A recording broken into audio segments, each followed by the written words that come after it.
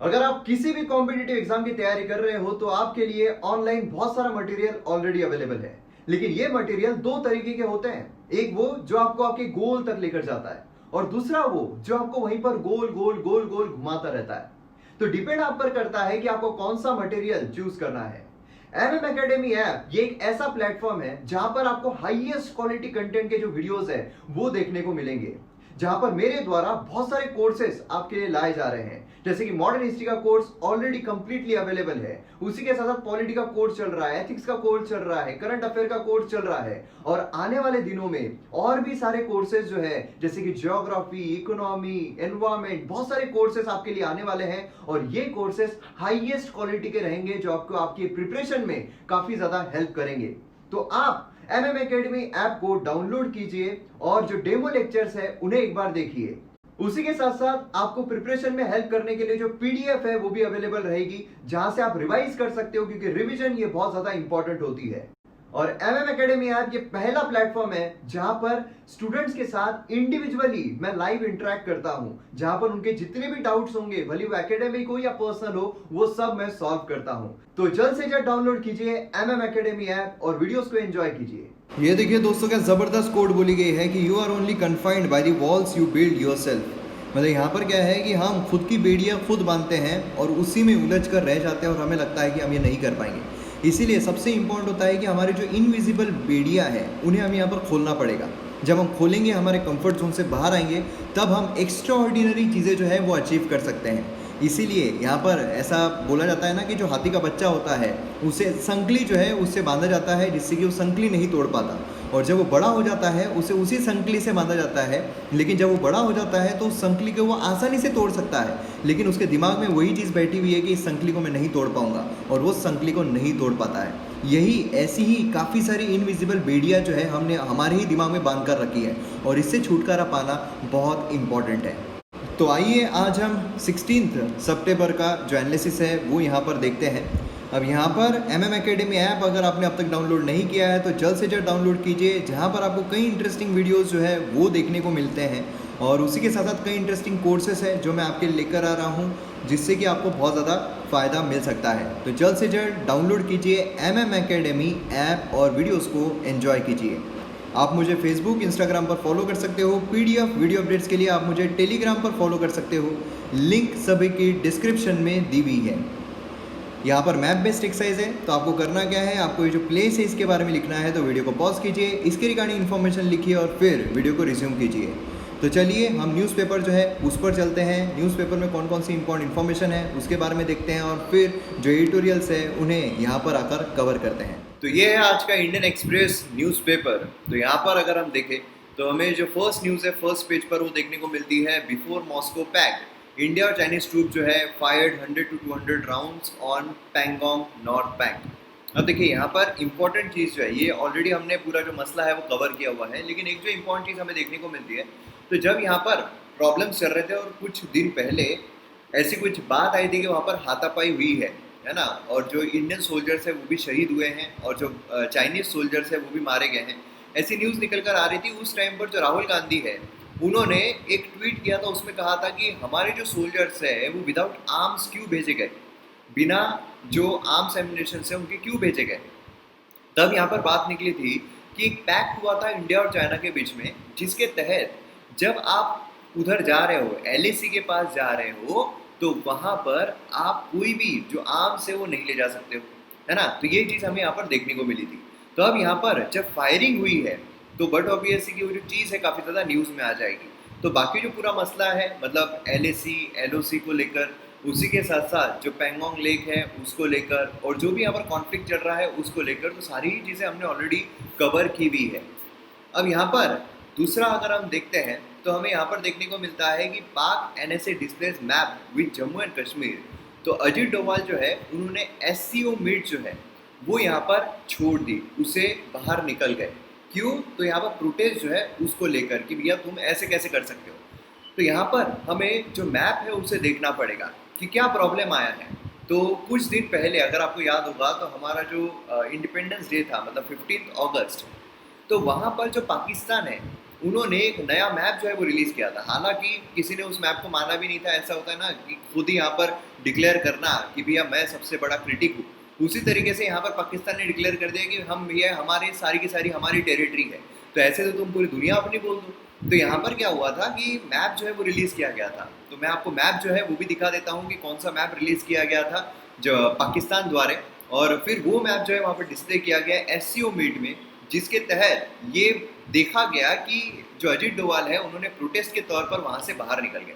तो यहाँ पर आप देख सकते हो कि जो हमारा नेशनल सिक्योरिटी एडवाइजर है अजीत डोवाल, वो यहाँ पर जो मीटिंग है उससे बाहर आ गए। जो शंघाई कॉर्पोरेशन ऑर्गेनाइजेशन है उसकी मीटिंग यहाँ पर हो रही थी। तो उसके बाद क्या हुआ, पाकिस्तान जो उन्होंने डेलिबरेटली जो अपना फीचर्स मैप है वो यहाँ पर प्रोजेक्ट किया। तो अब आप मैप जो है वो सोच रहे होंगे, तो यहाँ पर आप देख सकते हो मैप जो है वो किस तरीके का है ना। तो यहाँ पर आप देखिए किस तरीके से यहाँ पर सारी ही टेरिटरी जो है वो पाकिस्तान ने अपनी बताई हुई है, मतलब यहाँ पर ज़बरदस्ती। और उसी के साथ जहाँ पर और ज़्यादा प्रॉब्लम कब आई कि यहाँ पर पीओके तो दिखाया ही अपना कि पीओके जो है ये भी हमारा है, पूरा जम्मू एंड कश्मीर जो है वो हमारा है। तो इस तरीके से उन्होंने दिखाया, और उसी के साथ साथ यहाँ पर जो जूनागढ़ का एरिया है वो भी उन्होंने अपना बता दिया।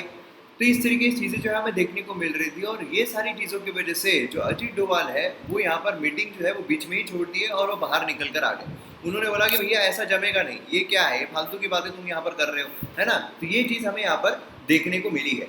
अब देखिए यहाँ पर जो इम्पोर्टेंट इन्फॉर्मेशन है एग्जाम पर्सपेक्टिव से देखा जाए, अगर हम हमारा नेशन पर्सपेक्टिव से देखा जाए तो बहुत बड़ी न्यूज़ है कि हिम्मत कैसे हुई उस टाइम पर इस तरीके का मैप जो है वो रिलीज करने की, क्योंकि वो एक इंटरनेशनल प्लेटफॉर्म है ना। अगर हम एससीओ देखते हैं तो एक इंटरनेशनल प्लेटफॉर्म है।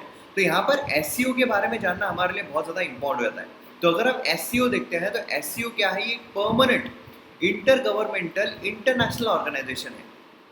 क्या है ये, परमानेंट इंटर गवर्नमेंटल, मतलब गवर्नमेंट टू गवर्नमेंट जो बातें होती है तो इंटर गवर्नमेंटल, और उसी के साथ साथ ये एक इंटरनेशनल ऑर्गेनाइजेशन है और ये क्रिएट की गई थी 2001 में। बहुत ज़्यादा इंपॉर्टेंट है। उसी के साथ साथ यहाँ पर अगर आप देखोगे तो एससीओ जो है उसकी ऑफिशियल लैंग्वेज क्या है, क्योंकि देखिए इसमें मेन जो है रशिया और चाइना हमें देखने को मिलते हैं अगर हम एससीओ की बात करें। इसीलिए रशियन और चाइनीज जो है ये हमें इसकी ऑफिशियल लैंग्वेज जो है वो देखने को मिलती है। इंडिया और पाकिस्तान क्या इसके मेंबर है, एक प्रोमिनेंट क्वेश्चन बन सकता है। तो बिल्कुल हाँ, इंडिया और पाकिस्तान दोनों ही इसके मेंबर है और दोनों ही सेम साल में मेंबर बने थे। वो कौन सा था, वो था 2017। 2017 में दोनों ही जो कंट्रीज है वो इसकी मेंबर बनी थी। ये भी चीज़ आपको पता रहना बहुत ज़रूरी है। तो इसमें मेंबर्स अगर हम देखें तो हमें कौन कौन से मेंबर्स देखने को मिलते हैं, हमें कजाकिस्तान जो है वो देखने को मिलता है, चाइना देखने को मिलता है, किर्गिस्तान देखने को मिलता है, रशिया जो है वो देखने को मिलता है, ताजिकिस्तान देखने को मिलता है, उज़्बेकिस्तान देखने को मिलता है, इंडिया देखने को मिलता है, पाकिस्तान देखने को मिलता है। तो इस तरीके से इतनी कंट्रीज है जो हमें इसकी मेंबर देखने को मिलती है। और उसी के साथ साथ यहाँ पर अगर आप देखो तो ऑब्जर्वर कंट्रीज भी हमें कुछ देखने को मिलती है, जैसे कि अफगानिस्तान हो गया, बेलारूस हो गया, ईरान हो गया, मंगोलिया हो गया। ठीक है, तो ये चीज़ आपको पता रहना चाहिए। उसी के साथ साथ जो एससीओ है ये तो चीज़ फैक्चुअल चीज़ है, ये बहुत ज़्यादा इंपॉर्टेंट है ही, लेकिन उसी के साथ साथ और भी एक इंपॉर्टेंट चीज़ है वो है कि इसका ऑब्जेक्टिव क्या है, क्योंकि सीधा आपको एग्जाम में ऑब्जेक्टिव भी पूछ सकते हैं। तो यहाँ पर क्या है कि जो भी यहाँ पर नेबरिंग कंट्रीज है, जो भी इसके मेंबर स्टेट्स हैं, उनके बीच में म्यूचुअल ट्रस्ट जो है बनाया जा सके, जिससे कि पॉलिटिक्स हो या फिर ट्रेड हो, इकोनॉमी हो, रिसर्च हो, टेक्नोलॉजी हो, इन सभी में हम यहाँ पर ऊपर हो सके, एनहांस कर सके। उसी के साथ साथ एजुकेशन बोलिए, एनर्जी बोलिए, ट्रांसपोर्ट बोलिए, टूरिज्म बोलिए, सभी में हमारे जो टाइज है वो यहाँ पर इंक्रीज हो सके। तो ये चीज़ हमें यहाँ पर देखने को मिलती है। क्लियर है। अगर हम थोड़ा बहुत स्ट्रक्चर देख ले, देखिए इतना इंपॉर्टेंट है लेकिन फिर भी अगर स्ट्रक्चर के बारे में भी अगर मैं आपको बताऊँ तो हमें यहाँ पर जो head of the state council है वो देखने को मिलते हैं, गवर्नमेंट काउंसिल के देखने को मिलते हैं। तो इस तरीके से सेक्रेटरीट जो है वो भी देखने को मिलता है। तो ये चीज़ यहाँ पर देखी जा सकती है। तो यहाँ पर इंपॉर्टेंट क्या है, ये चीज़ काफ़ी ज़्यादा इंपॉर्टेंट है। और ये जो है कौन कौन से मेंबर स्टेट्स है और ऑब्जेक्टिव्स जो मैंने आपको बताया, आपको ये वाली न्यूज़ जो है वो अच्छी तरीके से समझ में आ गई है। चलिए अब अगले न्यूज़ की तरफ बढ़ते हैं। यहाँ पर दूसरा पेज आ रहा है। नेक्स्ट पेज अगर हम देखें तो वही चीज़ जो मैंने आपको यहाँ पर बताई है कि मॉस्को पैक्ट इंडिया और चाइनीज ट्रूप जो है उन्होंने फायर किया है पैंगोंग लेक पर। अब देखिए यहाँ पर बेसिकली क्वेश्चन कौन कौन से इंपॉर्टेंट निकलते हैं। क्वेश्चन इंपॉर्टेंट है एलएसी के बारे में। एलएसी है ना, एलएसी जो है ये इंपॉर्टेंट है, आपको इसके बारे में पता रहना चाहिए। फिंगर जो है ये भी आपको पता रहना चाहिए। इसका मैप हालांकि हमने ऑलरेडी देखा हुआ है, लेकिन फिर भी अगर कोई नए इधर ज्वाइन हुए हैं हमारे इस एनालिसिस में, हमारे इस फैमिली में, जहाँ पर हम डिटेल में सारी चीज़ें जो है पूरा न्यूज़पेपर जो है कवर करते हैं, तो उनके लिए मैं फिर से वो जो एलएसी का मैप है, एलएसी और एलओसी में क्या डिफरेंस है, वो वाला मैप आपके सामने लेकर आता हूँ। यहाँ पर आप देख सकते हो जो मैप है, ये है जम्मू एंड कश्मीर का। बेसिकली देखा जाए तो ये जम्मू एंड कश्मीर है, और ये वाला जो पूरा एरिया है लद्दाख हमें देखने को मिलता है। पूरा ही एरिया ये लद्दाख है, ठीक है। अब यहाँ पर आप देखिए ये वाला जो पोर्शन आता है, ये वाला हमें एलओसी देखने को मिलता है, मतलब लाइन ऑफ कंट्रोल, मतलब ये पाकिस्तान ऑक्युपाइड कश्मीर जो है उसके लिए देखने को मिलता है। और ये वाला एरिया अगर हम देखें जो लाइन खींची गई है, ये है एलएसी, मतलब क्या है, लाइन ऑफ एक्चुअल कंट्रोल, ठीक है। अब यहाँ पर हमें गालवान वैली देखने को मिलती है, यहाँ पर पेंगोंग लेक जो है ये हमें देखने को मिलता है, और यहाँ पर काफ़ी ज़्यादा प्रॉब्लम्स जो है वो चल रही है। अब आप बोलोगे भैया प्रॉब्लम क्यों चल रही है? प्रॉब्लम इसलिए चल रही है क्योंकि यहाँ पर जो फिंगर्स है वो हमें देखने को मिलते हैं। तो काफ़ी 8 किलोमीटर अंदर जो है, यहाँ 8 किलोमीटर अंदर तक चाइनीज ट्रूप जो है वो घुसपैठ कर लिए, जहाँ पर फिंगर 4 जो है वो हम कंट्रोल करते हैं। तो काफ़ी अंदर तक उन्होंने घुसपैठ जो है वो कर ली। पेंगोंग लेक अगर आप देखते हैं तो पेंगोंग लेक जो है वो 1/3 लेक जो है वो इंडिया कंट्रोल करता है, और 2/3 जो है वो चाइना के कंट्रोल में हमें देखने को मिलता है, ठीक है। तो इस तरीके से पूरा मसला जो है वो हमने ऑलरेडी देखा हुआ है, लेकिन मैप के जरिए आपका क्या है, मैप अगर दिमाग में बैठ जाता है ना, तो सारी चीज़ें आप आसानी से कर सकते हो। तो ये एक चीज़ काफ़ी ज़्यादा इंपॉर्टेंट आपको पता रहनी चाहिए। बढ़ते हैं हम नेक्स्ट पेज पर, तो यहाँ पर हमें सिटी के बारे में देखने को मिल रहा है ना। मतलब यहाँ पर दिल्ली जो है, क्योंकि दिल्ली का एडिशन हम देखते हैं, तो सिटी के बारे में बात की जा रही है। तो यहाँ पर इतना इंपॉर्टेंट नहीं होता है, लेकिन यहाँ पर ये वाला जो न्यूज़ है ना, ये काफ़ी इंपॉर्टेंट है, क्योंकि यूएपीए अरेस्ट, यहाँ पर उमर खालिद जो है उसको यहाँ पर अरेस्ट करने की बात की जा रही है, अरेस्ट किया जा रहा है। तो देखिए एक्सप्लेन सेक्शन में इसके बारे में हम डिटेल में देखने वाले हैं, तो बिल्कुल आप निश्चिंत रहिए, एक्सप्लेन सेक्शन में पूरा हम ये जो न्यूज़ है ये कवर करने वाले हैं, इंक्लूडिंग यूएपीए, ठीक है। बाकी कुछ इंपॉर्टेंट न्यूज़ देखने को नहीं मिल रही है। दूसरा अगर हम देखें एक्सप्रेस नेटवर्क जो आता है, उसमें भी कुछ खासी न्यूज़ आर्टिकल नहीं है। यहाँ पर हरियाणा फार्मर जो है उनके प्रोटेस्ट का यहाँ पर बात की जा रही है। तो हरियाणा फार्मर क्यों प्रोटेस्ट कर रहे हैं? हरियाणा और पंजाब के फार्मर को ऑलरेडी हमने देखा हुआ है ना। जो ऑर्डिनेंस निकाले गए थे, 3 ऑर्डिनेंस आए थे, तो 3 ऑर्डिनेंस कौन कौन से थे? तो वहाँ पर हमें जो ऑर्डिनेंस है उससे रिलेटेड देखने को मिल रहे थे, मतलब कि जो एपीएमसी है उसके बारे में देखने को मिल रहा था। उसी के साथ साथ जो एसेंशियल कमोडिटीज़ एक्ट है उसके बारे में देखने को मिल रहा था, है ना। और फिर उसकी ही बात ओनियन जो है उस पर यहाँ पर एक्सपोर्ट जो है वो बंद करने की बात कर दी है सरकार ने, तो इसके बारे में भी हम देखेंगे। उसी के साथ साथ यहाँ पर प्रॉब्लम क्या चल रहा था कि ठीक है आप यहाँ पर बाहर बेच सकते हो, फार्मर को यहाँ पर सहूलत दी गई कि भैया जहाँ पर आपको बेचना है आप दे सकते हो, लेकिन सवाल ये आ रहा था कि जो एमएसपी है, मिनिमम सपोर्ट प्राइस है, क्या उसे हटा दिया जाएगा? लेकिन यहाँ पर सरकार ने बोला है कि एमएसपी जो है उसे नहीं हटा रहे हैं।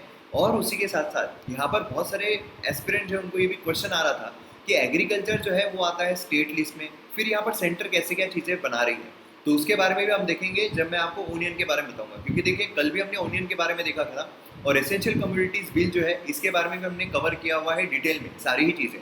लेकिन फिर भी आज हम जो एक्सप्लेन सेक्शन है उसका आर्टिकल यहीं पर मैं आपको एक्सप्लेन करने की कोशिश करूंगा कि बेसिकली चल क्या रहा है, ठीक है। और उसी के साथ यहाँ पर यूएस अफगान साइड जो है वो यहाँ पर टेरिटरी इंश्योर करना चाहिए, not use by the terror groups. तो यहाँ पर जो टॉक है वो हमें देखने को मिल रहा है, मतलब अफगानिस्तान गवर्नमेंट और उसके तालिबान के बीच में। इंडिया के लिए कितना ज़्यादा महत्वपूर्ण ये हो सकता है। उसी के साथ साथ यूएसए जो है उसने बोला है कि इंडिया जो है वो इंटरफेयर कर सकता है, इंडिया जो है वो भी अपनी जो चीज़ें हैं वो बता सकता है, ये जो टॉक हो रही है इसमें। तो ये एक चीज़ काफ़ी इंपॉर्टेंट हमें देखने को मिलती है।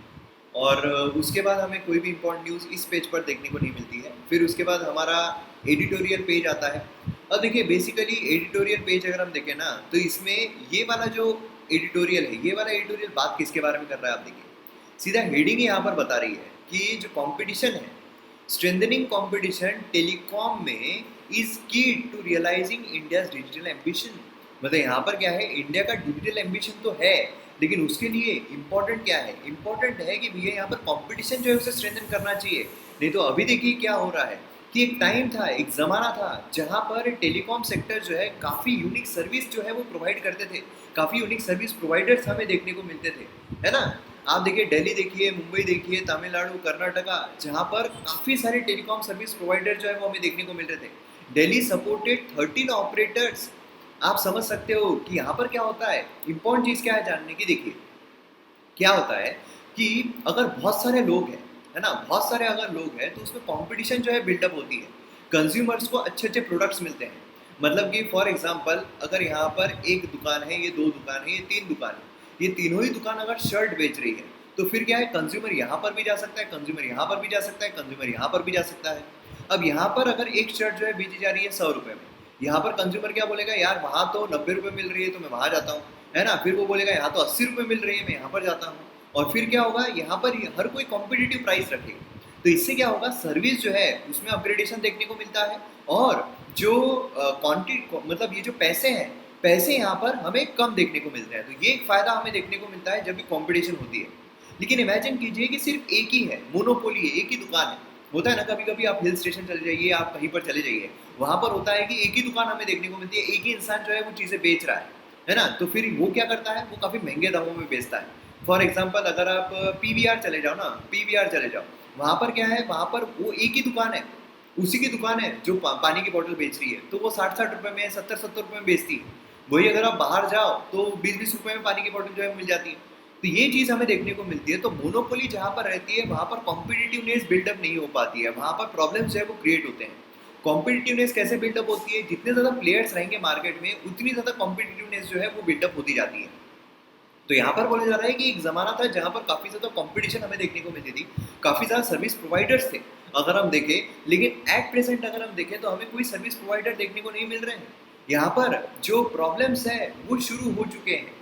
प्रॉब्लम्स कैसे शुरू हो रहे हैं, मोनोपोली से लेकर आज का जो टेलीकॉम सर्विस है इसमें बहुत कम लोग जो है वो हमें देखने को मिल रहे हैं। अगर आप देखो तो एट प्रेजेंट यहाँ पर जो प्राइवेट प्लेयर्स है जैसे एयरटेल, वोडाफोन, अब जो वीआई हो गया है ना, ये भी यहाँ पर क्या हो रहा है कि इनका भी थ्रेट हमें देखने को मिल रहा है। मतलब ये भी प्रॉब्लम से गुजर रहे हैं, सभी प्रॉब्लम से गुजर रहे हैं। देखिए जब से जियो आया तब से उसने पूरा मामला जो है वो गड़बड़ा दिया है ना। जियो जो है वो बहुत बड़ा एक मार्केट बन चुका है और वो मोनोपोली जो है वो क्रिएट करने की कोशिश कर रहा है। तो इसीलिए अब यहाँ पर आप देखोगे तो डुओपोली हमें देखने को मिल रही है जियो एंड एयरटेल। क्योंकि अगर हम वोडाफोन आइडिया देखें तो वो भी यहाँ पर स्ट्रगल कर रहे हैं, बहुत बुरी तरीके से स्ट्रगल कर रहे हैं, ठीक है। अब यहाँ पर प्रॉब्लम ये भी नहीं होता है, प्रॉब्लम ये भी नहीं है, क्योंकि देखिए हम बेसिकली देख क्या रहे हैं, हम 5G की तरफ बढ़ने की कोशिश कर रहे हैं कि हम क्या करेंगे, हम 5G की तरफ जाने वाले हैं। तो जब 5G की तरफ जाने वाले हैं तो यहाँ पर बहुत सारे ऑपरेटर्स रहना चाहिए, कॉम्पिटिटिवनेस जो है वो रहना चाहिए, है ना। लेकिन यहाँ पर क्या हो रहा है कि यहाँ पर कुछ ही प्लेयर्स रह गए हैं। जो पहले 13-13, 15-15 प्लेयर्स थे, आज वो सिर्फ 2 या 3 प्लेयर्स रह गए हैं जो यहाँ पर लड़ाई जो है वो लड़ पा रहे हैं। और प्रॉब्लम ये भी नहीं है, प्रॉब्लम ये है कि जो नए प्लेयर्स हैं वो एंट्री भी नहीं कर पा रहे हैं, नए प्लेयर्स एंट्री भी नहीं कर पा रहे हैं जिससे कि मोनोपोली जो है उसे ब्रेक किया जाए।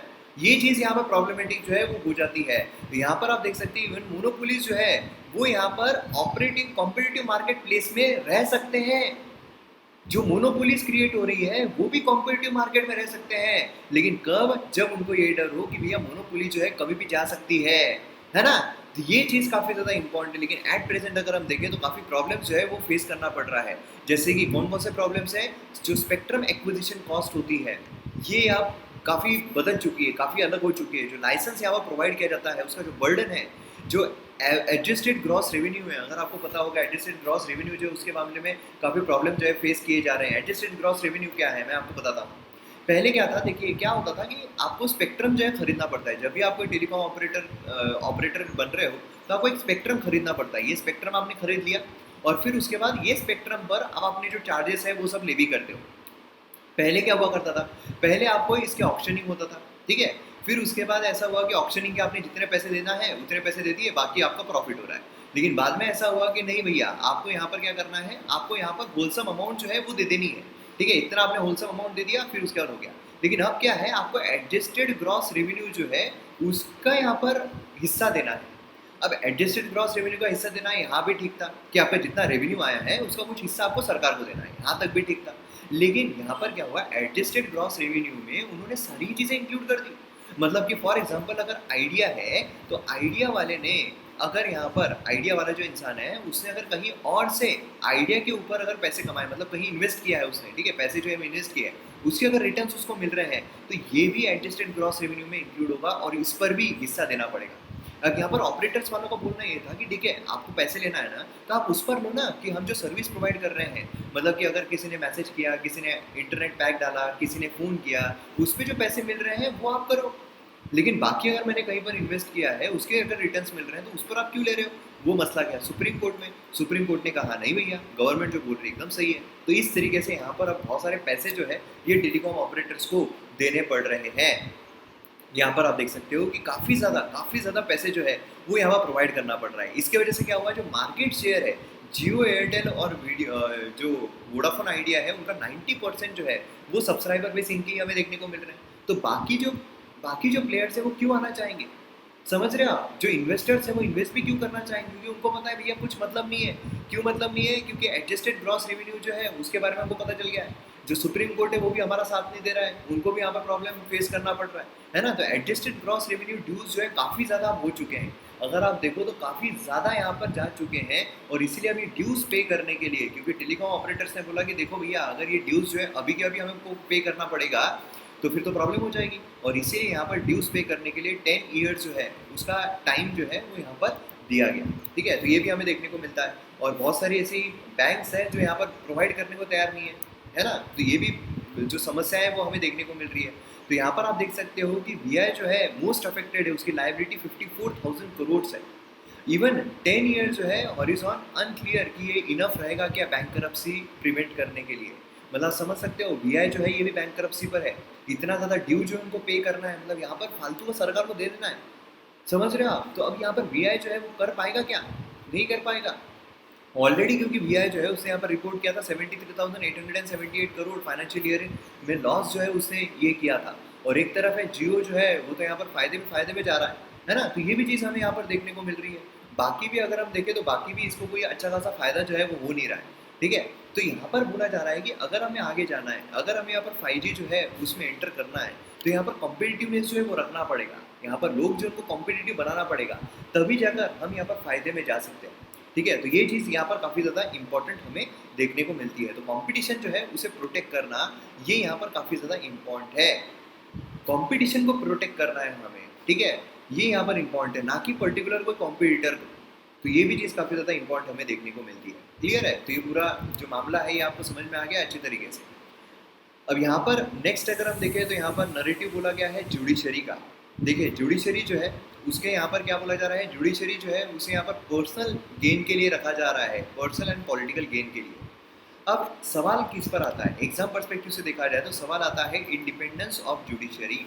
किस पर आता है? Independence of judiciary. तो इंडिपेंडेंस ऑफ जुडिशरी किस तरीके से है वो हम जानने की कोशिश करते हैं। इंडिपेंडेंस ऑफ सुप्रीम कोर्ट है ना, इंडिपेंडेंस जो है सुप्रीम कोर्ट का, वो कौन कौन से फैक्टर्स है? तो ये सारे फैक्टर्स है। अगर आपको बोला जाए कि इंडिपेंडेंस हम कहाँ से बता सकते हैं, तो इतने सारे फैक्टर्स आपको लिखने पड़ेंगे, तब जाकर आप प्रॉपरली बता सकते हो कि हाँ भैया हमारा जो कोर्ट है, हमारा जो सुप्रीम कोर्ट है वो यहाँ पर इंडिपेंडेंटली काम करता है। इंडिपेंडेंटली कैसे? तो यहाँ पर एग्जीक्यूटिव, लेजिस्लेचर और जुडिशरी जो है उससे इंडिपेंडेंटली काम करता है।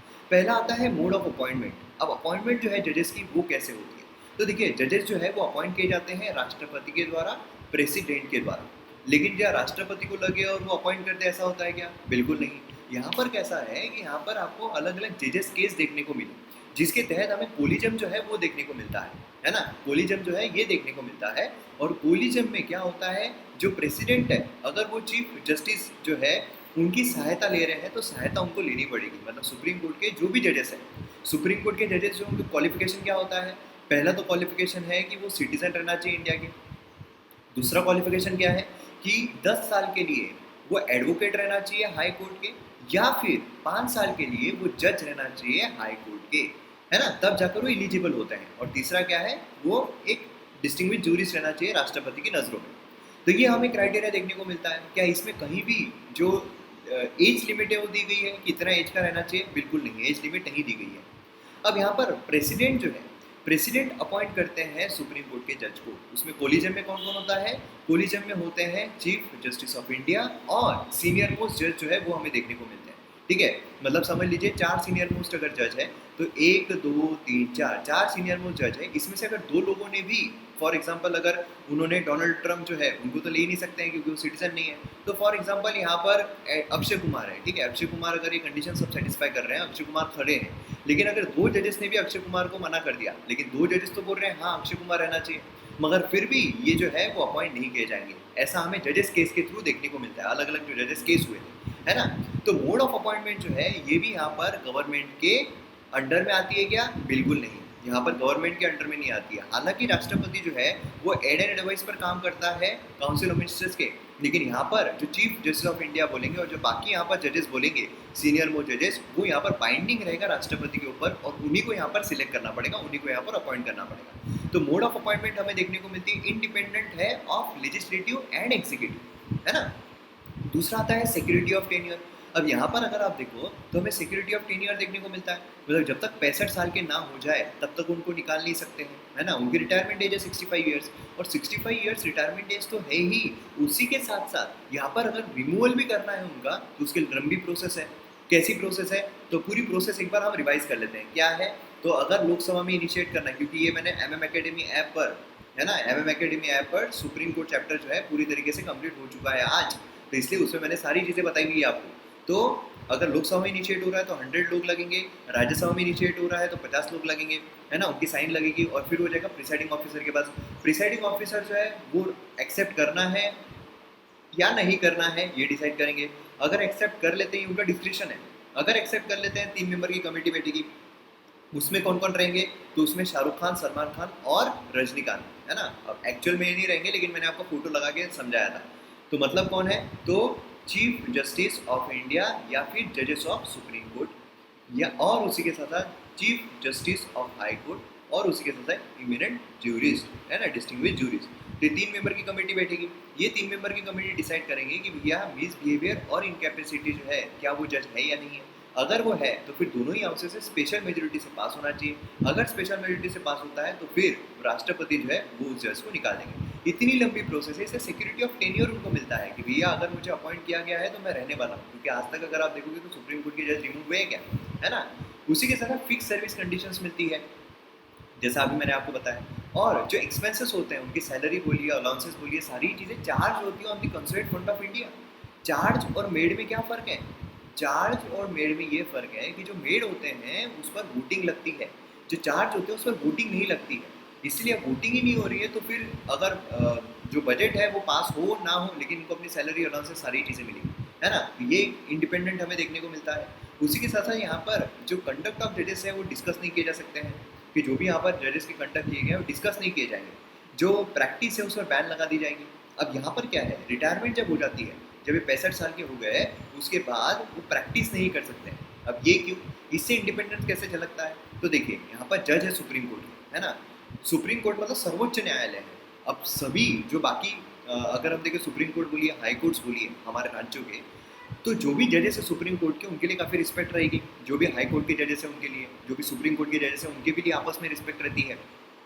तो सोचिए कि अगर यहाँ पर सुप्रीम कोर्ट का जज है और अगर वो रिटायर होने के बाद प्रैक्टिस कर रहा है, एडवोकेट बन गया है, तो अगर हाई कोर्ट में उसका केस जा रहा है तो पहले ही वो रिस्पेक्ट करेगा, मतलब जो जज है वो तो खुद खड़ा हो जाएगा उठ के कि अरे सर आप आ रहे हो क्या, है ना। तो यहाँ पर क्या हो सकता है, जो जस्टिस है उसमें प्रॉब्लम क्रिएट हो सकता है, इसलिए जो प्रैक्टिस है वो नहीं कर सकता है, ठीक है। ऐसा इसका ये मतलब नहीं कि गवर्नमेंट जॉब्स नहीं ले सकता है, गवर्नमेंट अपॉइंटमेंट्स नहीं हो सकती है, वो हो सकती है, यहाँ पर प्रैक्टिस नहीं कर सकता है। उसी के साथ यहाँ पर कंटेम्प्ट अगर होता है तो उसके लिए पनिश करने की पावर है। कंटेम्प्ट ऑफ कोर्ट हमने कई बार डिस्कस किया हुआ, प्रशांत भूषण का जो केस है जहाँ 1 रुपया फाइन लगाया गया था, उसमें सिविल कंटेम्प्ट, क्रिमिनल कंटेम्प्ट वो हमने देखा था। उसी के साथ यहाँ पर जो स्टाफ है उसे खुद अपॉइंट कर सकता है। ऐसा नहीं कि वो गवर्नमेंट कर रही है तो गवर्नमेंट कर रही है तो स्टाफ गवर्नमेंट के अकॉर्डिंग काम करेगा, लेकिन यहाँ पर जुडिशरी जो है वो यहाँ पर स्टाफ अपॉइंट करती है। ज्यूरिडिक्शन जो है कर्टेल नहीं किया जा सकता है, ये भी मैंने आपको एक्सप्लेन किया हुआ है सुप्रीम कोर्ट के लेक्चर्स में। ज्यूरिडिक्शन कैसे एक्सपांड किया गया, पहले ऐसा था कि जो अपील की जाती है ना, पहले जो अपील की जाती है हाई कोर्ट से सुप्रीम कोर्ट में, हाई कोर्ट से सुप्रीम कोर्ट में आप अपील कर सकते हो क्या हर एक केसेस में, जी नहीं। जब आपको हाई कोर्ट में आप हार गए हो, अगर आपको सुप्रीम कोर्ट में अपील करना है तो स्पेशल लीव पिटीशन डालना पड़ता है, तभी आप अपील कर सकते हो। या फिर कुछ ऐसे केसेस होते हैं जिसमें हाई कोर्ट जो है वो सर्टिफाई करता है कि आप सुप्रीम कोर्ट में जा सकते हो। या फिर कुछ आपके अधिकार होते हैं, राइट्स होते हैं कि आप हाई कोर्ट से सुप्रीम कोर्ट में जा सकते हो। तो ये जो राइट है इसमें कौन कौन से होते हैं कि अगर हाई कोर्ट जो है, मतलब किसी ने मर्डर किया है, सबऑर्डिनेट कोर्ट में उसका केस गया, लेकिन सबऑर्डिनेट कोर्ट ने उसे बाइज्जत बरी कर दिया, फिर वो केस गया हाई कोर्ट में। हाई कोर्ट में जाने के बाद क्या हुआ, हाई कोर्ट ने इस डिसीजन को रिवर्स कर दिया, रिवर्स करने के बाद इसे डेथ पेनल्टी दे दी, तो फिर उसका अधिकार रहेगा कि वो सुप्रीम कोर्ट में जा सकता है, ठीक है। तो ऐसे हमने कुछ केसेस देखे थे MM Academy ऐप पर, जो कोर्ट मतलब सुप्रीम कोर्ट चैप्टर जब हमने देखा था। ठीक है। और इतना डिटेल में तो मैंने यूट्यूब के लेक्चर में एक्सप्लेन नहीं किया है जो पॉलिटी के लेक्चर्स है, इसीलिए आपके लिए मैंने डाला भी है, मतलब काफ़ी सारे आपको डेमो लेक्चर जो उसके दिख जाएंगे, तो आप देख सकते हो। फिर ये ज्यूरिडिक्शन जो है वो कर्टेल नहीं किया जा सकता है, कम नहीं किया जा सकता है। ऐसा नहीं है कि सुप्रीम कोर्ट जो है अब वो अपना ज्यूरिडिक्शन लिमिटेड रखेगा दिल्ली तक ही, ये नहीं कर सकता है। उसी के साथ एग्जीक्यूटिव से सेपरेशन उसे मिलता है, यहाँ पर एग्जीक्यूटिव, लेजिस्लेचर और जुडिशरी यहाँ पर सेपरेट है, इंटरफेयर नहीं करती है। तो ये चीज़ों से हमें पता चलता है कि भाई जुडिशरी जो है उसका इंडिपेंडेंस है। लेकिन एट प्रेजेंट कुछ ऐसा हो रहा है, क्योंकि क्या हो रहा है, पोस्ट रिटायरमेंट अपॉइंटमेंट जो है वो देखने को मिल रही है। राज्यसभा में बोलिए, हर जगह पर पोस्ट रिटायरमेंट अपॉइंटमेंट्स हो रही है, जिसकी वजह से काफ़ी प्रॉब्लम जो है वो फेस करना पड़ रहा है। और जो जजेस है वो अब यहाँ पर जो गवर्नमेंट है उनके हिसाब से काम कर रही है, ऐसे इल्ज़ाम जो है लगाए जा रहे हैं। क्लियर है पूरा पिक्चर? ऐसा जो है हमें इसमें देखने को मिल रहा है। तो ये चीज़ आपको समझ में आ गई, बहुत ज़्यादा इंपॉर्टेंट। जुडिशियल इंडिपेंडेंस की बात की गई है, तो इनडायरेक्टली मैंने आपको सारी चीज़ें बता दी, और बाकी जो भी डिटेल में है वो सारे एमएम एकेडमी के पॉलिटिकल लेक्चर्स में आपको देखने को मिलेगा। अब यहाँ पर अगर आप देखें तो गवर्नमेंट जो है उसने क्रेडिबिलिटी इंश्योर करना चाहिए एग्रीकल्चर रिफॉर्म मेजर्स के लिए। अभी देखिए, जैसे कि हमने देखा हुआ है काफ़ी सारे मेजर जो है वो लिए गए हैं गवर्नमेंट के द्वारा, उसमें हमें देखने को मिल रहा है कि यहाँ पर जो एक्सपोर्ट्स है वो बैन किए जा रहे हैं। अब एक्सपोर्ट जो बैन किए गए हैं, एक्सप्लेन सेक्शन में भी आर्टिकल हमें देखने को मिल रहा है, तो उसमें भी हम देखेंगे।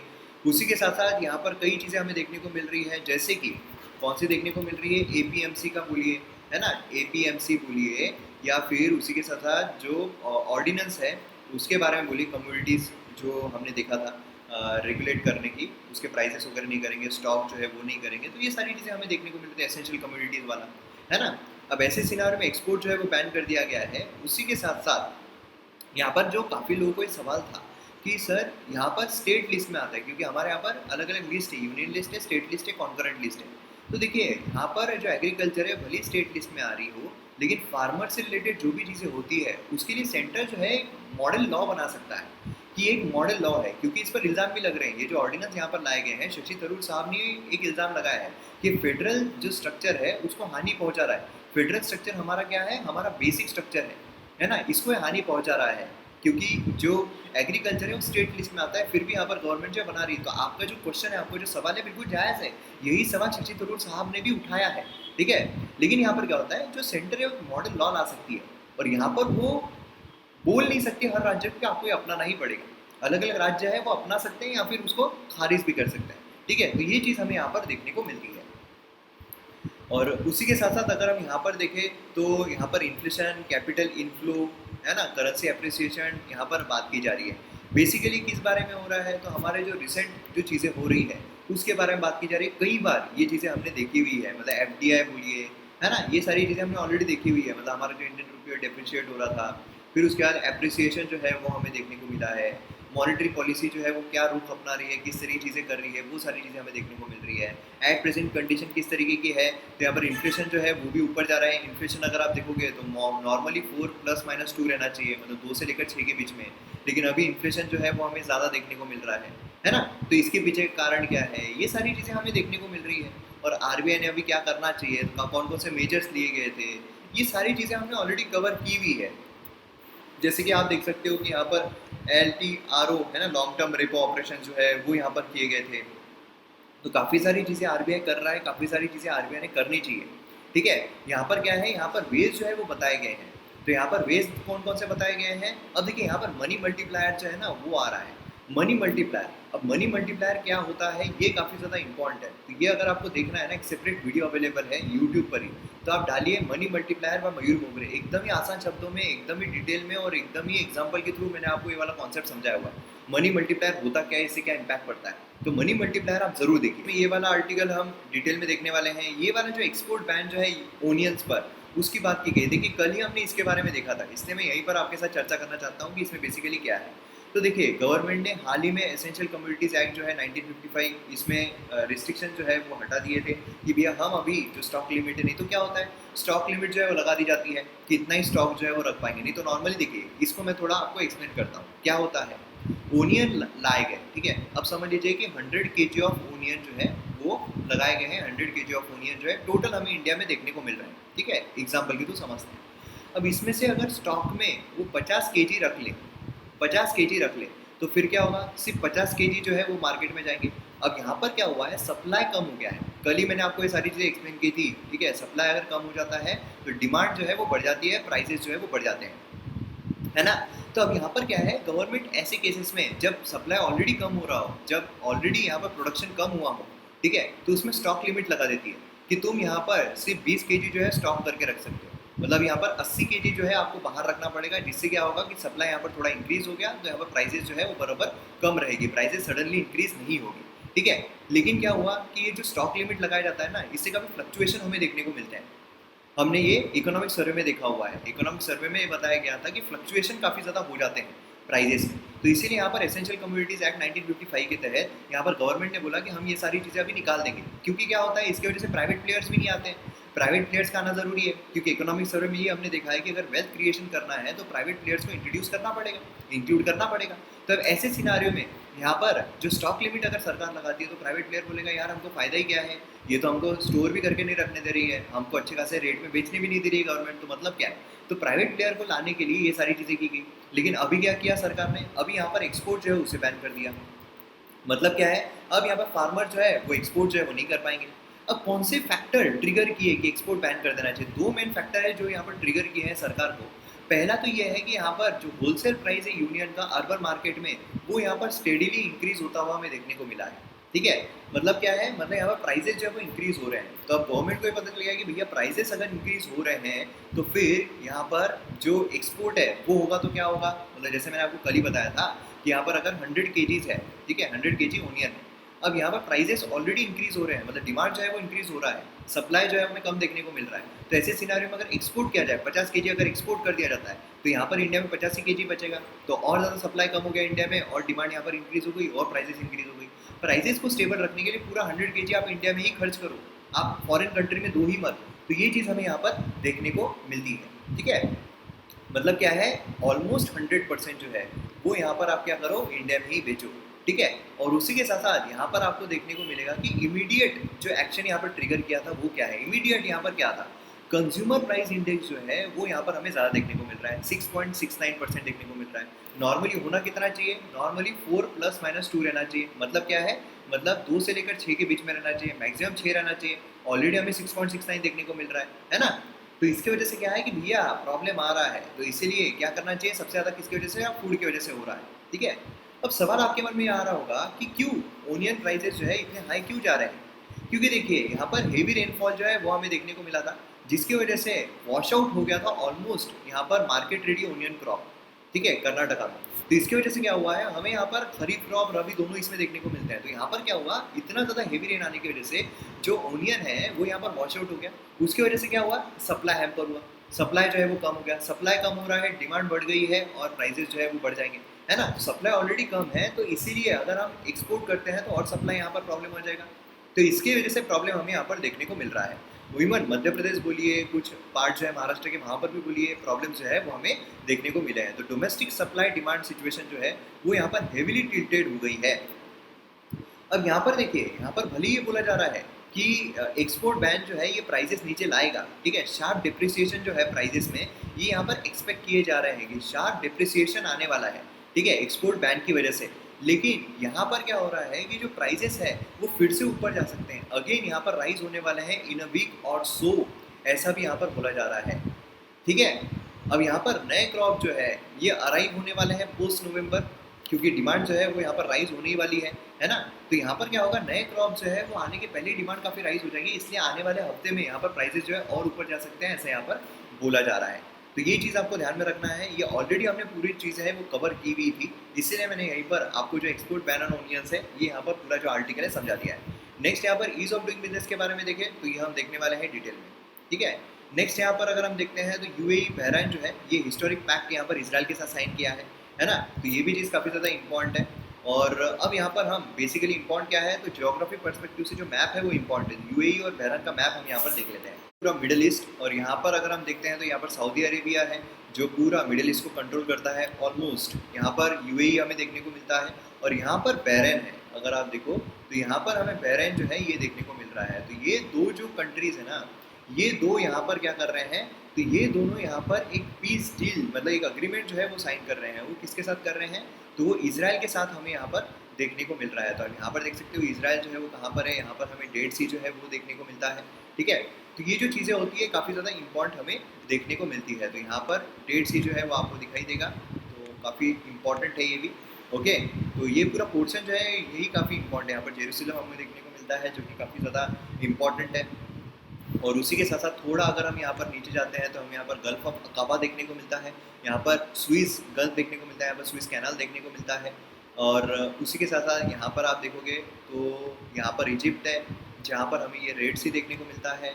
और यहाँ पर अगर हम देखें गल्फ ऑफ एडन है, और यहाँ पर जो स्टेट है, स्टेट का नाम क्या है, बाब एल मंडब स्टेट, ठीक है। और यहाँ पर हमें स्टेट ऑफ हॉर्मुज देखने को मिलता है, यहाँ पर गल्फ ऑफ ओमान, और ये है पर्शियन गल्फ। तो यूएई जिसका एक बहुत ही बड़ा जो एक किंगडम हम बोल सकते हैं वो है अबू धाबी, और उसी के साथ यहाँ पर दुबई जो है ये भी काफ़ी बड़ा है, काफ़ी डेवलप्ड है।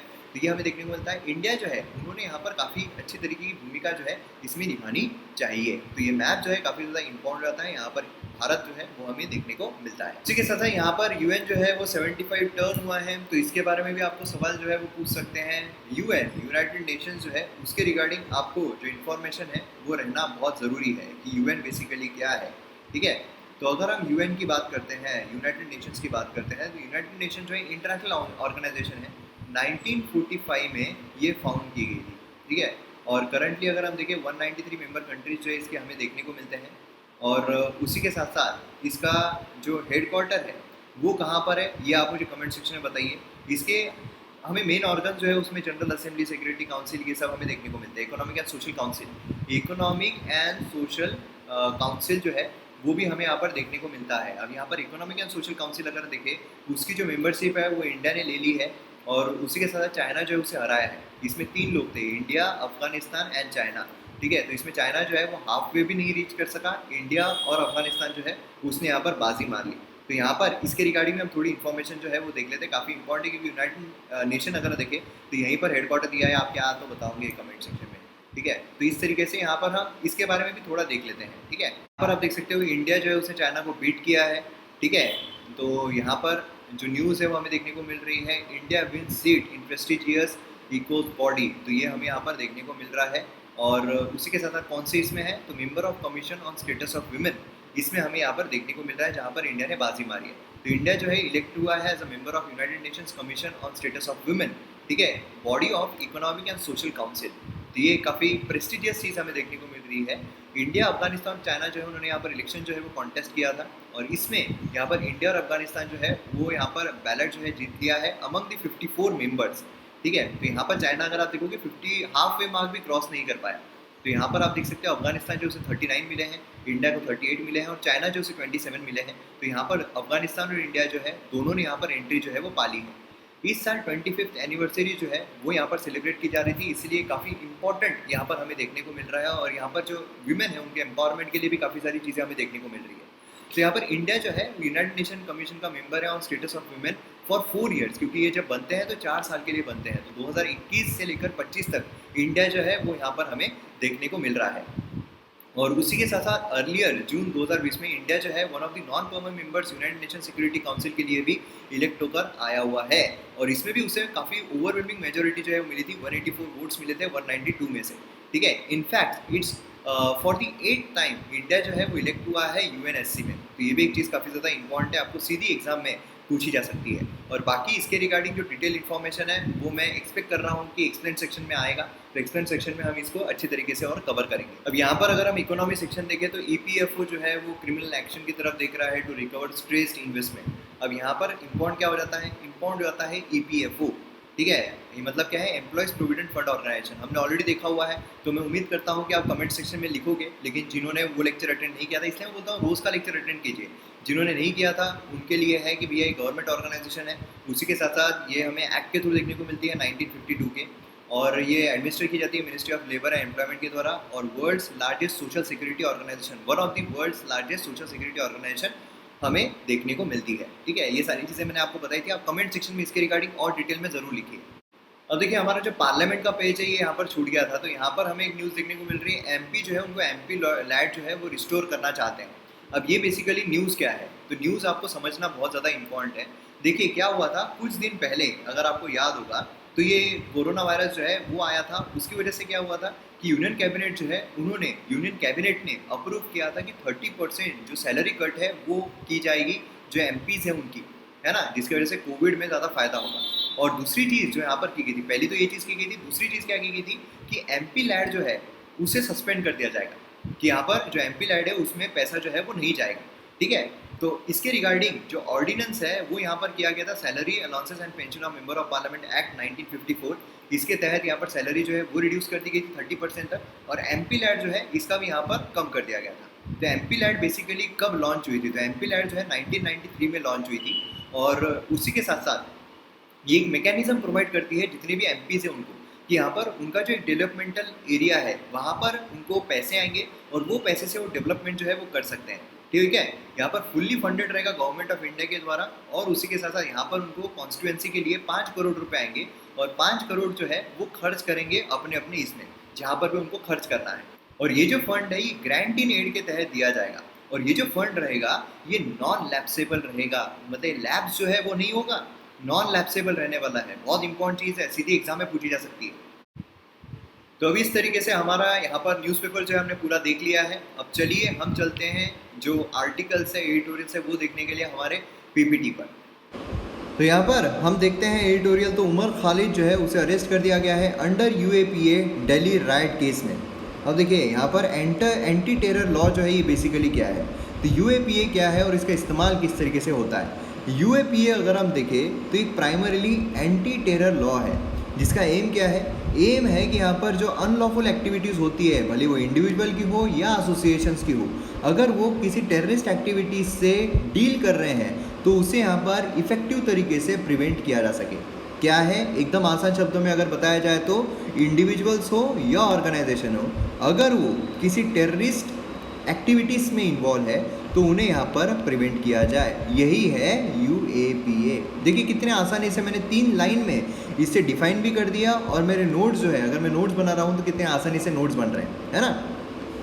सबसे पहले इसे प्रोमलगेट किया गया था 1967 में, जिससे कि यहाँ पर जो सेक्शनिस्ट ऑर्गेनाइजेशंस है उन्हें यहाँ पर उन पर शिकंजा कसा जा सके। तो यहाँ पर लॉ जैसे कि terrorist and disruptive activities prevention act Tada है, प्रिवेंशन ऑफ टेररिस्ट एक्टिविटीज है, पोटा है ना, तो इसे भी यहाँ पर अपने अंदर वो लेता है। अब यहाँ पर अगर आप देखोगे यूएपीए में इंडियंस हो या फॉरेनर नेशनल्स हो, दोनों को ही चार्ज किया जा सकता है। इंपॉर्टेंट है प्रीलिम्स पर्सपेक्टिव से, आपको सीधा आ सकता है कि सिर्फ इंडियंस जो है उनको ही चार्ज किया जा सकता है, लेकिन जी नहीं, इंडियंस हो फॉरेन नेशनल्स हो दोनों को ही चार्ज किया जा सकता है। और उसी के साथ साथ अगर क्राइम जो है कमिट किया गया है फॉरेन लैंड पर आउटसाइड इंडिया, तो वो भी यहाँ पर हमें देखने को मिलता है। अगस्त में पार्लियामेंट ने unlawful activities and prevention amendment bill जो है 2019 ये क्लियर किया, और उसी के साथ साथ यहाँ पर जो इंडिविजुअल्स है उनको भी टेररिस्ट घोषित किया जाए, इसमें भी यहाँ पर उन्होंने चीज़ें की। एक्ट जो है वो एम्पावर करता है director general of national investigation agency NIA, यहाँ पर अप्रूवल जो है वो दिया जाए, जिससे कि यहाँ पर जो प्रॉपर्टी है उसे भी सीज और अटैच किया जा सके जब केस जो है वो इन्वेस्टिगेशन में चल रहा हो। एक्ट जो है ये ऑफिसर जो होते हैं NIA को, उनको एम्पावर करता है of the rank of inspector या उससे ऊपर के, कि यहाँ पर टेररिज्म जो है उसके केस को इन्वेस्टिगेट कर सके, इन एडिशन टू दोज जो यहाँ पर DSP ACP है above rank in the state, वो यहाँ पर किए गए हों, ठीक है। मतलब इन्होंने भी अगर कंडक्ट किया है तो उनके भी यहाँ पर लिए जाए, तो ये भी काफ़ी ज़्यादा इंपॉर्टेंट चीज़ हमें यहाँ पर UAPA से रिलेटेड देखने को मिलती है। अब यहाँ पर पुलिस जो है, जो खालिद है उसको जो अरेस्ट किया गया है उसमें क्या बोल रही है, इन्वेस्टिगेशन जो है based on FIR 59 of 2020 under section 302 murder का, 153A एनमिटी जो है वो प्रमोट करने के लिए, और 124A यहाँ पर जो सेडिशन है उसके लिए यहाँ पर इंक्लूड किया गया है। अब देखिए सेडिशन जो है, सेडिशन मतलब क्या है, देशद्रोह का अगर आप काम कर रहे हो, मतलब सरकार के विरोध में अगर आप कुछ बोल रहे हो, है ना, तो ये सारे केसेस हैं जिसके तहत जो उमर खालिद है उसको यहाँ पर अरेस्ट किया गया है। अब यहाँ पर एक बहुत ही इंपॉर्टेंट चीज़ है नोट करने वाली, कि यहाँ पर Indian penal code regarding action against incident like lynching के लिए कोई भी हमें चीज़ जो है वो देखने को नहीं मिल रही है, ठीक है। तो यहाँ पर वही हमें 302 murder, 302 attempt to murder, 323 intentionally injuring, 148 rioting, 149 gathering against order, और सेक्शन 34 जो है जनरल इंटेंट, यही सिर्फ डेल्थ होते हुए हमें देखने को मिलते हैं। लेकिन स्पेशल तौर पर जो लिंचिंग होती है, लिंचिंग मतलब क्या है, लिंचिंग मतलब है कि कोई मॉब जो है वो यहाँ पर किसी की हत्या कर दे रहा है ना, मॉब मिलकर किसी की हत्या कर रहा है, उसे हम लिंचिंग कहते हैं। अब आप बोलोगे सर फिर लिंचिंग जो होती है और जो मर्डर होता है उसमें डिफरेंस क्या है। मर्डर जो होता है ना, ये यहाँ पर प्री प्लान्ड होता है, प्री प्लान्ड होता है ना। ये लिंचिंग जो है प्री प्लान्ड नहीं होती है, मतलब मॉब खड़ा है, उसके बीच में अगर किसी ने बटवा मार लिया या अगर कुछ प्रॉब्लम हो गई तो उसके यहाँ पर हत्या कर दी जाती है, जो मॉब है उसके आक्रोश के तहत। तो ये लिंचिंग में फ़र्क हमें देखने को मिलता है ना। तो ये चीज़ काफ़ी ज़्यादा इंपॉर्टेंट है, ये आपको ध्यान में रखना है। क्लियर है। तो यहाँ पर लिंचिंग के लिए पर्टिकुलर लॉ हमारे पास कोई भी नहीं है, बाकी जो है ये इससे रिलेटेड लॉज हमें यहाँ पर देखने को मिलते हैं। तो कभी कभार क्या है कि आपको कभी कभार इन रेयर केस आप बोलोगे सर यूपीएससी में तो ऐसे क्वेश्चन पूछते ही नहीं है, लेकिन यूपीएससी में तो ऐसे भी क्वेश्चन पूछते हैं जो हम कभी सोचते नहीं है, इसलिए हमें तैयार रहना पड़ता है। तो इसलिए क्या है, आपको यहाँ पर सेक्शंस जो है वो दे दिए जाएंगे कि भैया 302 है, 307 है, 149 है। तो यहाँ पर आपको उससे रिलेटेड जो चीज़ें हैं वो दे दी जाएगी, आपको प्रॉपर मैच करना पड़ेगा। 302 किससे रिलेटेड है भैया, मर्डर से रिलेटेड है। 307 किससे रिलेटेड है, अटेम्प्ट टू मर्डर है। तो ये क्वेश्चन आपको कभी कभार मैच द पेयर में आ सकता है, बहुत ही रेयर, मैं फिर से बोल रहा हूँ यूपीएससी में ऐसे क्वेश्चन आते ही नहीं है, लेकिन रेयरली आपको पूछा सकता है। या फिर अगर आप group B, group C, group D के एग्जाम की प्रिपरेशन कर रहे हो उसमें तो ये हमखास पूछ सकते हैं। तो ये चीज़ आपको अच्छी तरीके से पता रहना चाहिए। अब यहाँ पर यूएपीए जो है ये एफआईआर में यूज़ करने के लिए कौन कौन से प्रोविजन है, सेक्शन 13, 16, 17, 18 जो है यूएपीए का ये ऐड किया गया था। सेक्शन 13 अगर हम देखें तो यहाँ पर है पनिशमेंट अनलॉफुल एक्टिविटीज़ के लिए, एडवोकेट्स, अबेट्स, एडवाइस अगर कोई करता है, ठीक है, अनलॉफुल एक्टिविटीज़ करने के लिए कोई अगर किसी को उत्साह रहा है। दूसरा है सेक्शन 16। सेक्शन 16 में क्या है, टेररिस्ट एक्ट अगर कोई हो रहा है तो उसके लिए पनिशमेंट जो है उसका प्रावधान दिया गया है, पनिशेबल विद डेथ और इम्प्रिजनमेंट फॉर लाइफ, ये यहाँ पर दिया गया है। सेक्शन 17 अगर हम देखें, punishment for raising fund for terrorist act, अगर कोई टेररिस्ट एक्ट करना चाह रहा है उसके लिए अगर कोई फंडिंग जो है वो रेज कर रहा है तो उसके लिए भी आता है। सेक्शन 18 अगर हम देखें, पनिशमेंट जो है कॉन्स्पिरेसी के लिए है। तो ये चीज़ें हमें यहाँ पर देखने को मिलती है, तो ये भी काफ़ी ज़्यादा महत्वपूर्ण है। नेक्स्ट यहाँ पर आ रहा है ईज ऑफ डूइंग बिजनेस, जो है स्टेट्स को कैसे रैंक किया जा रहा है। अब देखिए यहाँ पर ये इंपॉर्टेंट क्यों होता है, क्योंकि अब तक अगर हम राज्यों के मामले में देखें तो महाराष्ट्र, गुजरात, तमिलनाडु, ये जो राज्य है काफ़ी ज़्यादा टॉप पर रहते थे। लेकिन अभी क्या हुआ है, अभी हुआ ये है कि जो उत्तर प्रदेश है जो काफ़ी लोअर इसमें रहता था वो यहाँ पर सेकंड पोजीशन उसने हासिल की है। तो ये काफ़ी आश्चर्यजनक बात हो जाती है। मतलब यहाँ पर जो इंडस्ट्रियलाइज्ड स्टेट है, मोर इंडस्ट्रियलाइज्ड स्टेट जैसे कि तमिलनाडु, महाराष्ट्र है ना, ये यहाँ पर टॉप रन में देखने को नहीं मिल रहे हैं। इनफैक्ट उत्तर प्रदेश जो है जहाँ पर इतना ज़्यादा हमें इंडस्ट्रियलाइज्ड जो स्टेट है वो देखने को नहीं मिल रही, फिर भी हो रहा है। तो लेटेस्ट यहाँ पर ease of doing business ranking जो है इंडियन स्टेट्स के लिए है वो यहाँ पर रिलीज़ की गई है, किसके द्वारा, DPIIT मतलब department of promotion of industry and internal trade, ठीक है। अब यहाँ पर आप देखो कि मेजर जंप जो है ease of doing business ranking में इंडिया को हासिल हुई है, 63rd रैंक पे हम पहुँच गए हैं, है ना। और काफ़ी अच्छी रैंक जो है वो हमें देखने को मिल रही है। इंडिया अगर हम देखें ओवरऑल इस पर तो ये 63rd रैंक देखने को मिला 190 कंट्रीज़ में से according to World Bank Group. अब यहाँ पर आप देखोगे तो जो इंडियन रैंकिंग है उसमें भी यहाँ पर हो रहा है। अब इंडियन रैंकिंग क्यों दी जाती है इंडियन स्टेट्स को, जब कंट्रीज़ को मिल रहा है तो इंडियन स्टेट्स को क्यों दिया जा रहा है।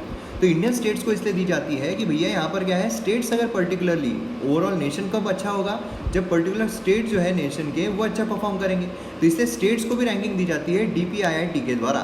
तो यहाँ पर क्या है, यहाँ पर ये ज़्यादा और स्टेट्स के लिए रेगुलेशन और सिंपलर हो जाए, कौन से स्टेट को ज़्यादा ज़रूरत है, कौन से स्टेट को हम और अच्छा बना सकते हैं उसके लिए, ठीक है। अब यहाँ पर अगर आप देखोगे तो जो स्टेट्स हैं उसके बारे में हमें देखने को मिलता है अलग अलग कंडीशंस यहाँ पर रखी जाती है। लेकिन एट प्रेजेंट अगर हम देखें तो ये जो है पिछले बार के मुकाबले इस बार उन्होंने कोविड की वजह से कुछ अलग फार्मूला अपनाया। अब यहाँ पर आप देखो तो BRAP 2019 जो है मतलब बिजनेस रिफॉर्म एक्शन प्लान, यहाँ पर 80 पॉइंट लिस्ट जो है रिफॉर्म्स की वो रिकमेंड की गई है जिससे और सिंप्लीफाई बनाया जा सके, ठीक है। इसमें हमें कई चीज़ें देखने को मिलती है, सिंगल विंडो सिस्टम बोलिए, लेबर्स के लिए बोलिए, एनवायरमेंट के बोलिए, कई सारी चीज़ें इसमें हमें देखने को मिलती है। प्रोसीजर्स क्या है, स्टेट जो है उनको यहाँ पर अपना प्रूफ जो है वो सबमिट करना था और उसी के साथ साथ यहाँ पर जो फीडबैक है वो लिया जा रहा था जो कंपनीज है उनके द्वारा कि आपको कैसा लग रहा है, क्या हो रहा है, कितना ज़्यादा है, उसके हिसाब से वेटेज जो है वो दिया गया और फिर स्टेट्स को यहाँ पर रखा गया, ठीक है। यहाँ पर रिकमेंड किया है कि सभी स्टेट्स को सिंगल विंडो सिस्टम जो है वो रहना चाहिए। कुछ रिकमेंडेशन दिए गए हैं जिससे कि ओवरऑल जो वर्ल्ड बैंक का ईज ऑफ डूइंग बिजनेस है उसमें हम यहाँ पर इंप्रूव कर सकें। सिंगल विंडो सिस्टम रहना चाहिए जिससे कि सभी जो चीज़ें हैं इन्फॉर्मेशन वहाँ पर दी जा सके, लाइसेंसिंग जो है वो यहाँ पर दिया जा सके। नहीं तो क्या होता है, डिले हो जाता है कि ये एक विंडो पे गए, यहाँ पर आपको एनवायरमेंटल क्लियरेंस का मिल रहा है, यहाँ पर गए आपको इसका मिल रहा है, यहाँ पर गए आपको इसका मिल रहा है, तो यहाँ पर ऑफिस खेलते रहो, है ना। तो यहाँ पर एक ही विंडो अगर क्लियरेंस रहता है, एक ही विंडो से आपकी सारी क्लियरेंस आपको मिल रही है, तो फिर यहाँ पर क्या होगा, यहाँ पर सुविधा और अच्छी खासी हो जाती है। स्टेट जो है also rewarded if state of regulation जो है is not applicable to it, ठीक है। अब यहाँ पर ये जो स्कोर है, रैंक है, प्रीवियस ईयर से कंपेयर किया जा सकता है। फर्स्ट टाइम यहाँ पर इन 2015 BRAP रैंकिंग जो है वो एंटायरली फीडबैक पर बेस्ड थी, जो मैंने अभी आपको बताया था। इस बार जो है कोविड की वजह से पूरी फीडबैक पर बेस्ड थी। जो बिजनेसेस हैं उनसे यहाँ पर फीडबैक जो है वो रिसीव किया गया था, ठीक है। 2017-18 का एडिशन अगर हम देखें तो कॉम्बिनेशन जो है स्टेट गवर्नमेंट ये सब यहाँ पर लिया गया, उसके हिसाब से रैंक जो है यहाँ पर बनाए गए हैं। इसीलिए यहाँ पर बोला जा रहा है कि जो रैंकिंग है बिल्कुल कंपेरेबल नहीं है लास्ट ईयर से। क्लियर है। अभी जो स्टेट्स है कैसा परफॉर्म किया, तो यहाँ पर आप देख सकते हो ईज ऑफ डूइंग में स्टेट जो है कैसा परफॉर्म किया है। तो आंध्र प्रदेश अगर आप देखो तो यहाँ पर टॉप किया है उसने, 2017 बोलिए, 19 बोलिए, कंटिन्यूस टॉप कर रहा है। उत्तर प्रदेश अगर आप देखो तो ये सेकंड पर आ गया है। आप सोचिए पहले 12वें नंबर पर था, यहाँ पर सेकंड पर आ गया है। तेलंगाना थर्ड पर आ गया है, मध्य प्रदेश फोर्थ पर है, झारखंड फिफ्थ पर है। आप देखिए जो महाराष्ट्र है, जो गुजरात है, जो इंडस्ट्रियलाइज्ड स्टेट्स माने जाते हैं, वहाँ पर हमें वो लिस्ट में देखिए कितने नीचे देखने को मिल रहे हैं, है ना। यहाँ पर Gujarat which was first in the edition, हमें जो पिछले इसमें देखने को मिल रहे थे, आप देखिए यहाँ पर 5th रैंक देखने को मिल रहा था, है ना। तो अब देखिए कितना नीचे वो गिर गया है। रिफॉर्म जो अप्लीकेबल है यहाँ पर आप देख सकते हो, अप्लीकेबल इम्प्लीमेंट कितने हुए हैं, तो पूरे इम्प्लीमेंट होते हुए देखने को मिल रहे हैं। उत्तर प्रदेश में देखिए आप कितने इम्प्लीमेंट होते हुए देखने को मिल रहा है, तो ये चीज़ हमें यहाँ पर देखने को मिल रही है, ठीक है। और इससे फ़ायदा क्या होता है, इससे फ़ायदा ये होता है कि जो भी यहाँ पर बिज़नेस खोलने की कोशिश कर रहा है, फॉरेन कंट्री से भी बोलिए जो बिज़नेस खोलने की कोशिश कर रहा है, वो ये देखता है कौन से स्टेट में मुझे आसानी चाहिए, कौन से स्टेट में जो बिज़नेस है वो बनाने के लिए मुझे आसानी चाहिए, और उस स्टेट्स में वो बिज़नेस जो है वो खोलता है। तो ये चीज़ हमें यहाँ पर देखने को मिलती है। तो सोर्स DPIIT हमें इसका देखने को मिल रहा है। क्लियर है। अब यहाँ पर ये अफेक्ट कैसे करता है इन्वेस्टमेंट को, जैसा मैंने यहाँ पे आपको बताया कि टॉप रैंकिंग स्टेट जो रहेंगे वहाँ पर ज़्यादा बिजनेस जो है वो करने की कोशिश की जाएगी, है ना। तो इसीलिए काफ़ी ज़्यादा फ़ायदा जो है वो हो जाता है। अब बाकी भी कंडीशन होती है, ऐसा नहीं है कि यही कंडीशन है, बाकी भी कंडीशन होती है, जैसे कि स्किल्ड लेबर हो गया, इंफ्रास्ट्रक्चर हो गया, फाइनेंस हो गया, तो इसके लिए भी स्टेट जो है वो देखे जाते हैं। नेक्स्ट है यहाँ पर टू बी कंसिस्टेंट इरिटेंट, यहाँ पर बात की जा रही है जुडिशरी ड्यूटी की। अब यहाँ पर देखिए केरला मतलब केशवानंद भारती जो है उनके बारे में यहाँ पर बात की जा रही है। केशवानंद भारती केस के बारे में आपको बहुत अच्छी तरीके से पता ही है ना। अब यहाँ पर केशवानंद भारती केस से रिलेटेड हमें बेसिक स्ट्रक्चर जो है ये देखने को मिल रहा है। बेसिक स्ट्रक्चर अगर आप देखोगे तो basic structure basically first amendment act जो है वो लाया गया था, उससे ही सारी चीज़ें जो है वो शुरू हो गई थी। अब क्या हुआ था, लैंड रिफॉर्म से रिलेटेड चीज़ें जो है वो हमें देखने को मिल रही थी। पहले लैंड जो है वो फंडामेंटल राइट में हमें देखने को मिल रहा था। फंडामेंटल राइट का जो आर्टिकल 13 है उसमें बोला गया है कि फंडामेंटल राइट आप नहीं ले सकते हो बाय द लॉ से आप फंडामेंटल राइट नहीं छीन सकते हो। तो ये जो लॉ है ये नॉर्मल ऑर्डिनरी लॉ है या कॉन्स्टिट्यूशन अमेंडमेंट लॉ है, इसमें कन्फ्यूजन हो रहा था। तो देखिए मैंने कई बार एक्सप्लेन किया है, सेपरेट वीडियो जो है वो भी अवेलेबल है बेसिक स्ट्रक्चर के नाम पर, तो इसलिए यहाँ पर मैंने आपको सिर्फ ओवरव्यू करने के लिए है, ठीक है। पार्लियामेंट जो है कॉन्स्टिट्यूशन को अनलिमिटेड उनके पास पावर है क्या, कॉन्स्टिट्यूशन को अमेंड कर सकती है इंक्लूडिंग फंडामेंटल राइट। तो इससे रिलेटेड अलग अलग केसेस हमें देखने को मिले थे, है ना। और उसके बाद यहाँ पर वर्डिक्ट जो है वो हमें देखने को मिला, मतलब शंकरी प्रसाद केस बोलिए, फिर साजन सिंह केस बोलिए, है ना। उसमें ये जो लॉ है ये लॉ कौन सा है, ये ऑर्डिनरी लॉ है, मतलब संविधान जो हमारा अमेंड नहीं किया जा सकता एज पर आर्टिकल 368, और अमेंड करके मतलब यहाँ पर इसमें ये इंक्लूड नहीं किया गया है, ऐसा यहाँ पर बोला गया। मतलब पार्लियामेंट जो है वो यहाँ पर कॉन्स्टिट्यूशन की किसी पार्ट को अमेंड कर सकता है इंक्लूडिंग फंडामेंटल राइट, ऐसा यहाँ पर हमें देखने को मिला, है ना। अब उसके बाद क्या हुआ, उसके बाद हमें देखने को मिला कि यहाँ पर जो मतलब अलग अलग जो केसेस है, गोलकनाथ केस बोलिए, इसमें बोला गया कि फंडामेंटल राइट जो है उसको अमेंड जो है वो नहीं किया जा सकता है। और फिर उसके बाद हमें जो गवर्नमेंट है उनकी तरफ से देखने को मिला कि आर्टिकल 13 को ही उन्होंने अमेंड कर दिया था। ये रिवीजन ले रहा हूँ मैं, ये मैंने डिटेल में आपको न्यूज़पेपर एनालिसिस में ही बहुत ही डिटेल में मैंने एग्जांपल्स के साथ कवर किया है, इसलिए मैं आपको सिर्फ एक रिवीजन के तौर पर ले रहा हूँ, ठीक है। फिर उसके बाद आर्टिकल 13 जो है उसमें ही अमेंड कर दी सरकार ने, उसमें बोले कि इसमें कॉन्स्टिट्यूशन अमेंडमेंट लॉ जो है वो इंक्लूड नहीं हो रहा है, ये एक ऑर्डिनरी लॉ है, इसलिए अगर हम संविधान में चेंजेस लाते हैं तो हम फंडामेंटल राइट जो उसे छीन सकते हैं। फिर उसके बाद जो सुप्रीम कोर्ट है उसने बोला कि ठीक है, केशवानंद भारती केस में उसने बोला कि आप बिल्कुल कर सकते हो, लेकिन आप बेसिक स्ट्रक्चर को हार्म नहीं पहुंचा सकते हो, है ना। बेसिक स्ट्रक्चर को आप हार्म नहीं पहुंचा सकते हो। इससे बेसिक स्ट्रक्चर जो है ये कॉन्सेप्ट हमें देखने को मिला, इससे जुडिशियल रिव्यू जो है काफ़ी प्रखरता से बाहर है। क्लियर है। लैंडमार्क जजमेंट हमें देखने को मिला जहाँ पर इंडियन कॉन्स्टिट्यूशन जो है वो अमेंड किया जा सकता है पार्लियामेंट के द्वारा, ठीक है। और यहाँ पर आप बेसिक स्ट्रक्चर जो है उसको हार्म नहीं कर सकते हो, ये चीज़ हमें यहाँ पर देखने को मिली। बेसिक स्ट्रक्चर का कॉन्सेप्ट जो है वो केशवानंद भारती केस से हमें देखने को मिला। बेसिक स्ट्रक्चर डॉक्ट्रिन देखें तो ये एक इम्पॉर्टेंट इन्फॉर्मेशन है जो आपको काम आ सकती है। तो बेसिक स्ट्रक्चर जो है डॉक्ट्रिन, ये हमें जर्मन कॉन्स्टिट्यूशन जो है उसमें फाउंड होती हुई देखने को मिलती है, ठीक है। और उसी के साथ साथ बेसिक स्ट्रक्चर मतलब क्या है, हमारे संविधान में जो भी बेसिक स्ट्रक्चर है उसको आप चेंज नहीं कर सकते हो, पार्लियामेंट चेंज नहीं कर सकता है। इससे हमें जुडिशियल रिव्यू जो है वो भी देखने को मिलता है। उसी के साथ साथ हमें ये भी देखने को मिलता है कि पार्लियामेंट जो है वो सुपेरियर नहीं है, हमारे यहाँ पर कॉन्स्टिट्यूशन जो है ये सुपेरियर है। तो अब यहाँ पर ये जो प्लेस है, ये प्लेस कौन सी हमें देखने को मिलती है, तो भागलपुर बिहार, ठीक है। तो MM Academy ऐप अगर आपने अब तक डाउनलोड नहीं किया है तो अभी फटाक से कर लीजिए, जल्द से जल्द कर लीजिए, आपको बहुत फ़ायदा मिलेगा। डेमो लेक्चर्स भी अवेलेबल है, जल्द से जल्द कीजिए। और इतने ज़बरदस्त वीडियोज़ है यार, कितना फ़ायदा आपको हो रहा है, अलग अलग कोर्सेस आपको देखने को मिल रहे हैं। तो जाइए फटाफट डाउनलोड कीजिए। तो यहाँ पर हमारा वीडियो जो है वो ख़त्म होता है, मिलते हैं हम अगले वीडियो में। जय हिंद।